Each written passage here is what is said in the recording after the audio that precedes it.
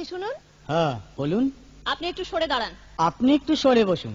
আমার অসুবিধে হচ্ছে তাই বললাম। আমার সুবিধে হচ্ছে তাই দাঁড়ালাম। অসভ্য, সভ্য, ন্যাকামো, জ্যাঠামো, ইডিয়েট। ক্লেভার।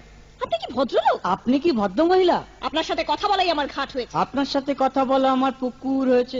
বাসের মধ্যে সিন ক্রিয়েট করবেন না। আপনি বাসের মধ্যে সিন ওপেন করবেন না। দেখতে তো একেবারে ভিলে। আপনাকে দেখতে কি ডামরি হেলেন? ভদ্রতা শিখবেন বাড়িতে। আপনি ভদ্রতা শিখবেন গাড়িতে।